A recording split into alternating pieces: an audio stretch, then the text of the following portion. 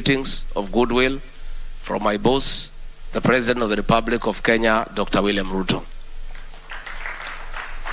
He has sent me with a specific message to our governors and their deputies that he is serious about devolution. And he has told me that the remarks he made in his inaugural speech were true and genuine. And just like he has started with the judiciary, more things are coming to support devolution. I want to assure you that things are going to be different for you. IBEC will be a serious forum.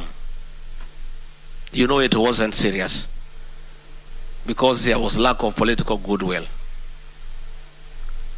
Relevant cabinet secretaries did not come to those meetings. All the things that were agreed on were not implemented because the chair was William Ruto.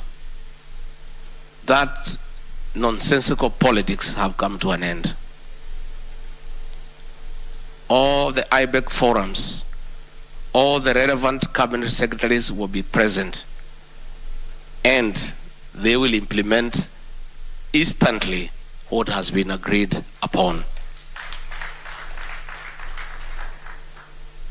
As an elected leader, I want to assure you the kind of disrespect that was displayed to elected leaders in the last 5 years, including elected governors by national government officials, is a thing of the past. These national government officials, we have told them and will drum it to their ears that getting elected is not an easy thing. It's a very serious business. Being elected by 100,000 people who slept in different homes and came one morning without any meeting, without any consultation, and deciding you are the governor of your county is not a mean achievement. And I want to assure you, once the top leadership has addressed the issue of attitude towards elected governors, that respect will trickle down to the bottom. And you shall see. I'll tell these county commissioners, I'll tell the police commanders that an elected governor is the people's choice. And the people that you are coming to govern have made a decision as to who will govern them. And we'll tell these officials, if you cannot work with an elected governor, the choices are very narrow. A governor cannot go on transfer. He has just to stay there.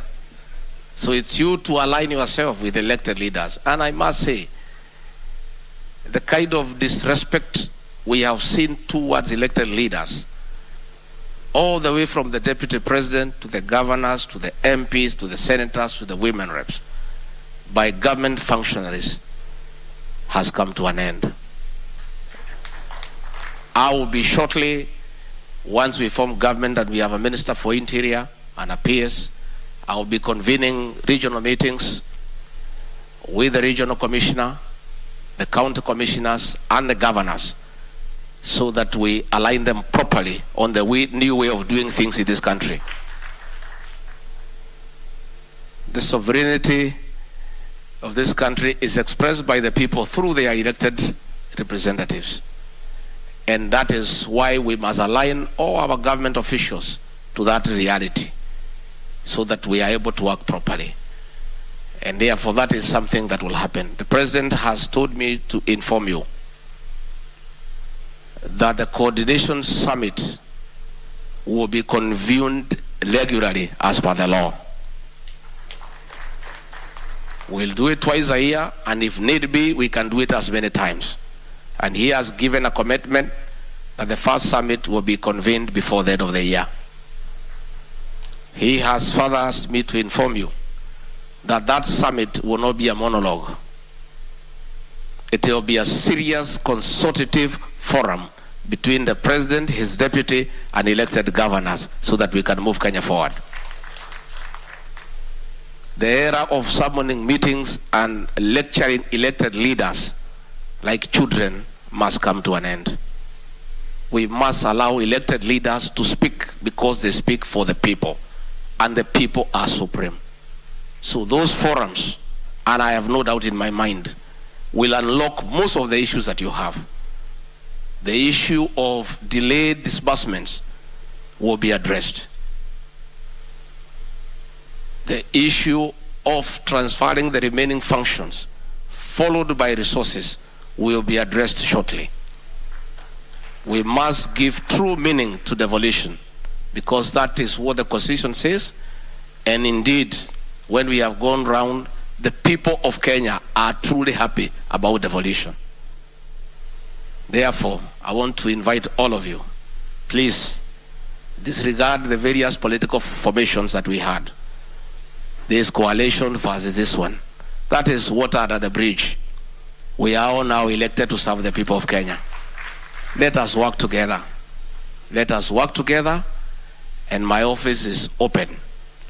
And I'll be very proactive in intervening in all situations where you need intervention from the national government officials to make sure that you are able to deliver your mandate to the people who elected you.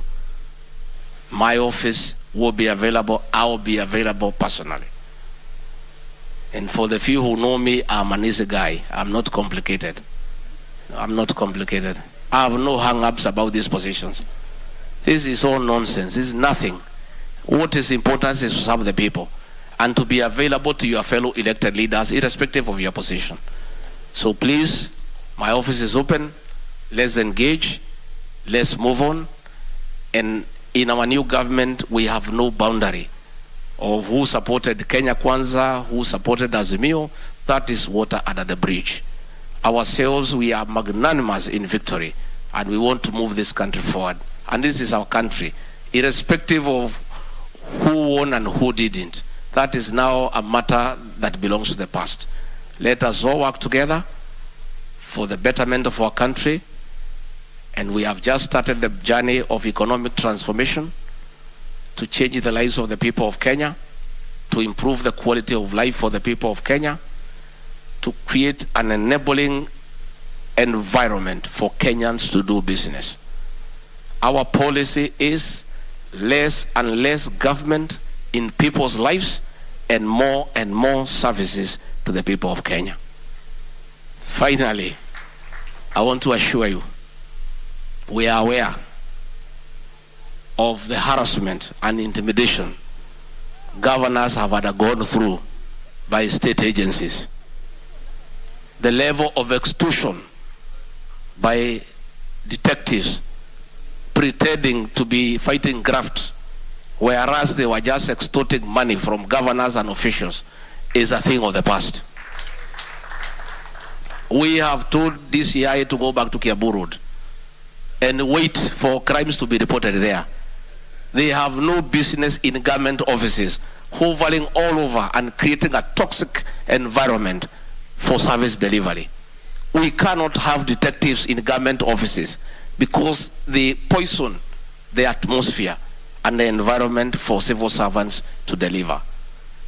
So we are going to tell our security officers that they cannot send a junior police officer to go and harass and interrogate an elected governor. If there is an issue that needs to be addressed, as it should be, we are not saying we don't fight graft, but let us be decent people. Let us have respect for elected leaders. Let the head of that particular organization write a letter to the governor himself and not delegate to some junior officers to address a sitting governor, because that is not right. And those are the things that we are going to do to restore the dignity of our leaders, to enable them perform. Because when you embarrass an elected leader in front of his juniors and you go away, how do you expect him to perform the following day? That is what we must do. And I've told them, I was a civil servant for many years. Those days when things were working properly, a gazetted officer could only be interrogated by a gazetted officer. There is no way you can send a corporal or a constable to interrogate a sitting governor.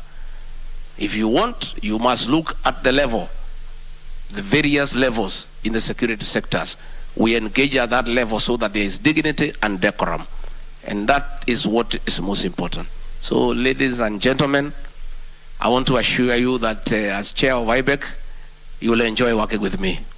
Yeah, you'll enjoy. And by the way, nobody will harass you anymore.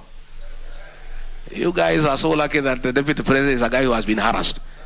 Therefore, what we have agreed with Dr. William Ruto, that probably the harassment and intimidation we went through, it was all God's doing, so that never shall we allow other Kenyans to be treated that way. So we'll work hard, we'll work together, we'll support you. Devolution must succeed. But please work as a team. Put the differences of Azimio and Kenya Kwanza aside.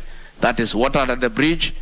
Elect your leaders without looking at who belongs to what formation, and be together. It's a saying in my community that buffaloes don't move together in a herd because of liking each other. They move together because of the danger of walking alone. So you work together. You have a better bargaining power. You have a better leverage when you work as a team. If you can elect your chair through consensus, so be it. If you can agree on the other positions, so be it. Be a strong team, and so that you are able to engage. And please, you don't have to look for anybody, let's say from the opposition, to push me or push William Ruto. Ourselves, we are already persuaded. We just need good leaders whom we can engage. We don't need to be pushed by anybody on matters devolution. We are already persuaded, and we are up to the game, and we are ready. So with those very many remarks, I wish you well. Enjoy your stay in Mombasa. I wish I had time to spend a few days here. I have not rested for a single day for 4.5 years. And now we are working, and we have to keep on moving. I wish you well. Have a very fruitful engagement. I look forward to the first IBEC meeting. I look forward to the summit. And together, we shall deliver to our people, because we serve the same people. Asanteni sana, na Mungu awabariki.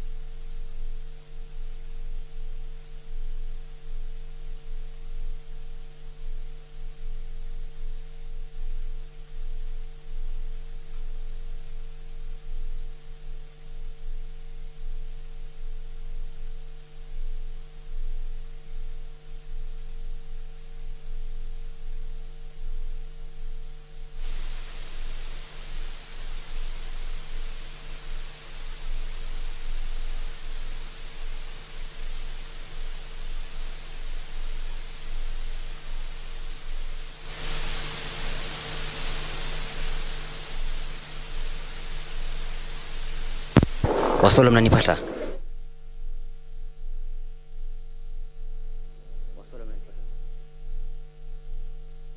Nami ni kwamba shughuli hii ni kwamba hafla hii tayari ni kwamba imeweza kufikia kikomo, na ni kwamba tayari naibu rais Rigathi Gachagua ameweza kumalizia kutoa hotuba yake pale akielezea masuala mengi ambayo tayari serikali imejipanga kuweza kuhakikisha yanafanyika, na ni kwamba huu ulikuwa ni mkutano wa kwanza na magavana ambao tayari wameweza kuchaguliwa katika kaunti mbalimbali, kaunti zote 47, na kumbuka kwamba yale ameweza kuzungumzia ni kwamba tayari serikali ni kwamba iko kidete kuhakikisha kwamba inahusiana kikamilifu na magavana wote ambao wameweza kuchaguliwa ili kuhakikisha kwamba wananchi wanapata huduma ambazo walikuwa wameweza kupigia kura na hali yao ama haki yao ya kikatiba kuweza kupata huduma hizo. Na amezungumzia masuala mengi ikiwemo kuhakikisha kwamba kunakuwa na pembejeo pia vile vile kwa wakulima, na pia kuhakikisha kwamba masuala mbalimbali ya hatua zile za kuhakikisha kwamba kunakuwa na nafasi za ajira kwa vijana. Pia vile vile ameweza kutoa wito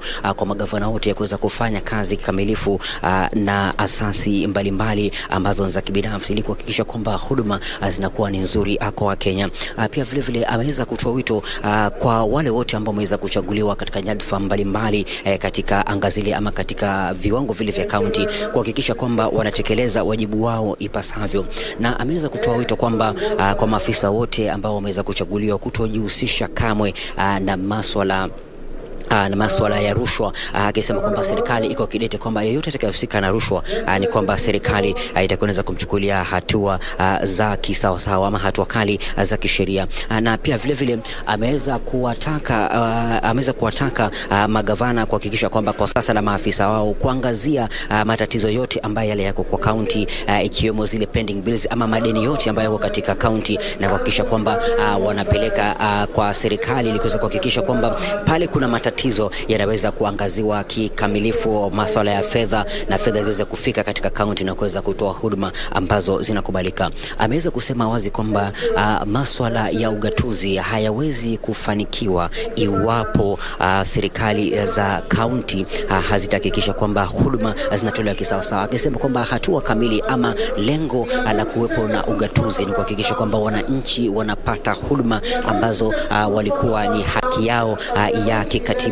Na pia vile vile ameweza kutoa wito kwa maafisa ama kwa asasi mbalimbali za serikali kuhakikisha kwamba maafisa wa polisi hawatumiwi kuwatatiza viongozi ambao wameweza kuchaguliwa, bali kuhakikisha kwamba kunakuwa na mwongozo ufaao kuhakikisha kwamba iwapo kuna afisa yote aliyechaguliwa akiwa na matatizo ama hatua yote ya kukiuka haki za kisheria, basi ni kwamba kuweko na mfumo mzuri wa kuweza kuhakikisha kwamba iwapo wanatakana kufika mbele ya vituo vya polisi, basi kuweze kuwa na mwelekeo ambao unafaa pasi na kuweza kuwatekeleza ama kuwatelekeza kunradhi mbele ya familia zao ama wapendo wao. Kwa hivyo masuala mengi yameweza kuzungumziwa hapa, na kuweka tu ile wazi ni kwamba viongozi mbalimbali ambao wameweza kuchaguliwa, na kwa sasa ni kwamba katika upande wa magavana, kumbuka kuna jumla ya magavana 7 ambao ni wa kike, ikiwa ni gavana kutoka kaunti ya Kiambu, kaunti ya Embu, kaunti ya Meru, na kaunti pia vile vile ya Kwale na kaunti ya Machakos, ambao kwa sasa wameweza kuchagua jumla ama wameweza kuchagua wale magavana wa kike. Na lingine tu ni kwamba kwa sasa kuna jumla ya magavana 28 wapya ambao wameweza kuchaguliwa rasmi, na kumbuka kwamba kati ya magavana wote hao kuna naibu magavana wawili ambao wamehudumu kwa miongo yote miwili ama kuradhi ama kwa nyakati zote mbili, mhula wa kwanza na mhula wa pili, ambao ni naibu gavana kutoka katika kaunti ya Kwale na naibu gavana kutoka katika kaunti ama kutoka katika kaunti ya Uasin Gishu kule. Na baadhi tu ya masuala mengine ambayo wameweza kuzungumzia wazi ni kwamba kwa wale magavana wa kike ni kwamba ambao wameweza kuchaguliwa, wameweza kutoa wito kwa wale maafisa wengine kuweza kuwapatia ile fursa na kuweza kushirikiana nao kikamilifu kuhakikisha kwamba wakati wanapotekeleza zile shughuli zao wanazitekeleza katika njia ambayo ni bora zaidi. Kwa hivyo masuala mengi yameweza kuzungumziwa kwa sasa. Naibu Rais Rigathi Gachagua ameelezea bayana kwamba ni wakati wa kuweza kutekeleza kazi na kuweza kutoa huduma kwa wale wananchi ambao walirauka asubuhi na mapema kuweza kuhakikisha kwamba wanatekeleza ile haki yao ya katiba ya kupiga kura kuchagua viongozi ambao wataleta mabadiliko. Kwa hivyo ametoa wito kwamba kwa sasa hakuna kulala, bali ni kutekeleza kazi, kuhakikisha kwamba wananchi wanapata zile huduma ambazo walikuwa wameweza kupigia kura, na pia vile vile maafisa kuweza kujihusisha kikamilifu na kazi waliopewa. Kwa hivyo mengi yameweza kuzungumziwa, lakini kumbuka kwamba hafla hii itaendelea hapo kesho, na pia siku ya Jumamosi ndipo itaweza kukamilika. Kwa hivyo kuendelea kesho, masuala mengi yatakuwa yanaweza kujadiliwa. Na hayo tu kwa sasa, mengi zaidi tutakuwa tunarudi hapo kesho kuweza kukupatia taarifa kamili kuhusiana na ajira, na hapo baadaye pia vile vile katika taarifa zetu za habari tutaweza kueleza bayana yote yale ambayo yameweza kujadiliwa hapa kutoka katika mkutano huu ambao umeweza kufanyika katika eneo la Pride Inn hapa Shanzu. Naregesha moja kwa moja hadi studio.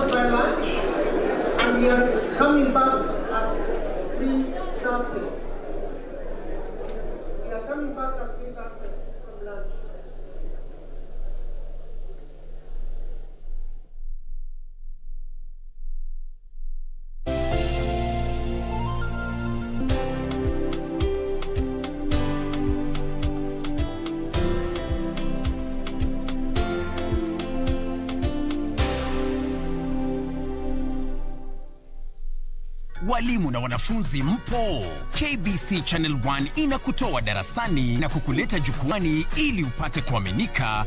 Asante Bwana Spika kwa kunipa fursa hii. Tayari kuwakariria shairi kwa kichwa.